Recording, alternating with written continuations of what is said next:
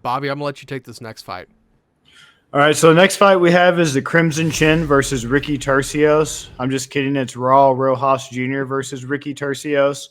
So Raul Rosas Jr. obviously has quite the jawline. I'll give him that. This is a guy that I know a lot of people have been very high on since he's been in the UFC, and he's kind of been touted as this next hot prospect. I'll be honest.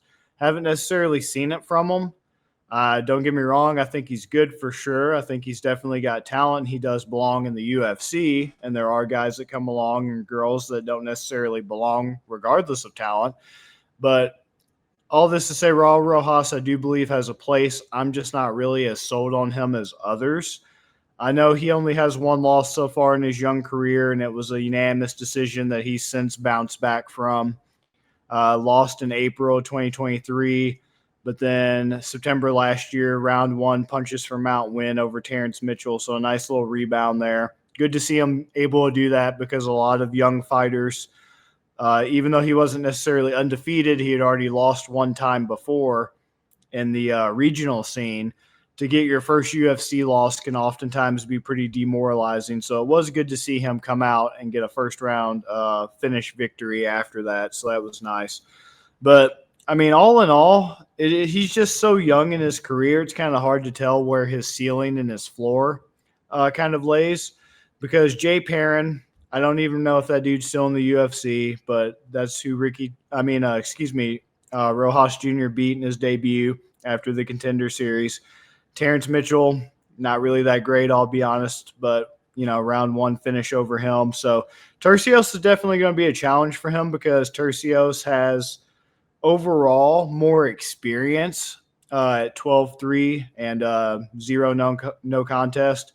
He has the experience edge over the 8-1 Rojas, but I'm not necessarily sold by any means, don't get me wrong, on Turcios either because Turcios, himself isn't exactly a world beater, and I hate to just look at records and everything, but with two guys who you're not really sure, of much information about them because they're so young in their careers, you kind of have to rely on, who they've beaten before in their records to kind of help you out a little bit. And one thing that definitely sticks out to me the most about Turcios that's concerning, and once again, this is 2017, so plenty of time to change, adapt, grow for the better and to make progress. But still, he lost a unanimous decision on his Contender Series debut in 2017. Turcios did to Boston Salmon. And I'm pretty he's a meme in the MMA community, as we all know, so that was disappointing. Boston's never really made it very far in his professional MMA career, unfortunately. So a loss to him is not something to kind of take solace in. So that's concerning. And then after that, Turcios went back on the regionals until he went on the Ultimate Fighter and won his fights on the Ultimate Fighter. And then since then, he's not exactly been too hot. I mean, he's won against Brady Heiston, but it was a split decision. Kevin Natividad win was a split decision. Dude's king of split decisions. So this is tough. I don't know if he's Mexican. I just know he's Hispanic, so I can't really go with him on the Mexican edge there. But Rojas Jr. is probably the one they're trying to push for the Mexico City audience. So this is another fight where, once again, I'm just going to say I think Rojas is getting the layup. I think they're trying to push him. I think they're kind of setting Turcios up here. And that's fine. I get it. That's what the UFC does. They're in the business of trying to, build up guys and girls who they think are going to be stars and, toss them a layup here and there like Patty Pimblett and whatnot. So I'm going to go Rojas Jr. And let me see what the odds are on that because obviously if you're going to go with Turcios, you're going to choose split decision because the guy's the king of split decisions, which is just hilarious in and of itself.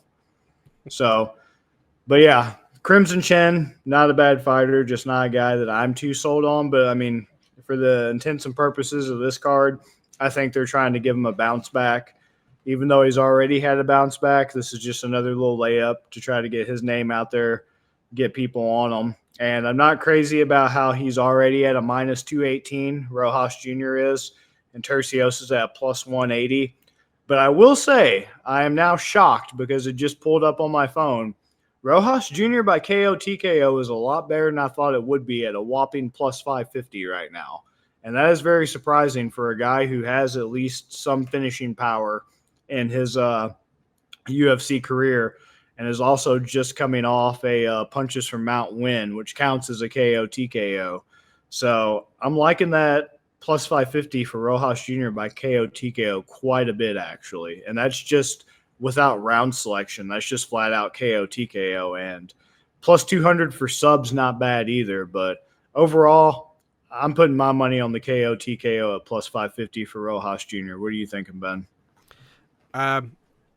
Both starting off, both these guys are American with Hispanic origins, so it's kind of hard to play which side the crowd's going to take to. I lean Raul's side. He wears the sombrero and everything. He's pretty into his Mexican heritage, or I should say Hispanic heritage. This Raul's chin is so tough, he can't even open his mouth to speak. You know what I'm saying, man? This is going to be a really good fight. He's incredibly agile. He's great grappling, spider monkey tendencies, man. He just clings to you. What I did notice about him is he has a very deep jiu-jitsu knowledge where he knows a lot of submission holds. Like, I think he knows a lot more than a lot of these guys out there that I see competing. And he comes out with a storm, which it will lead him to gassing earlier in the match. But I'm looking at Turcios.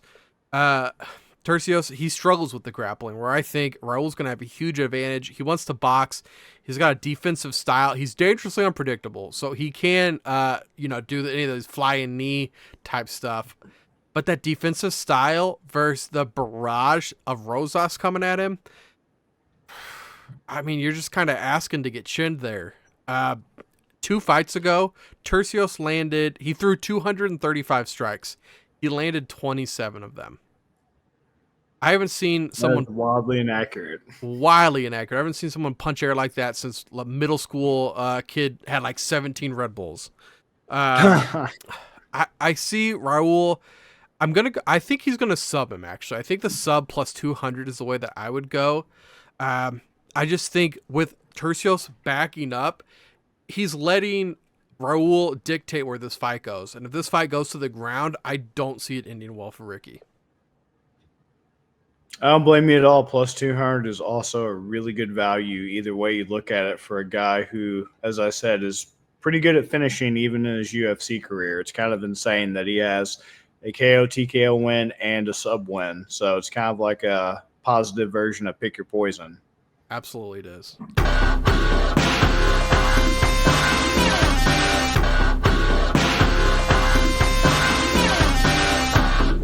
You better start listening to the Better in Green podcast. You will not regret it. Trust me, trust me, trust me. And hey, I'm Dean Blandino. Welcome, welcome, welcome to Better in Green, eh? To Better in Green, eh? To Better in Green, eh? Listen in and cash out. That's what it's all about. Come on, let's make cash now. We always on spot and we cover old spot from the bottom to the top, hey. Shout out to Ethan, shout out to Wyatt, shout out to Ben. Welcome, welcome to our podcast, Better in Green.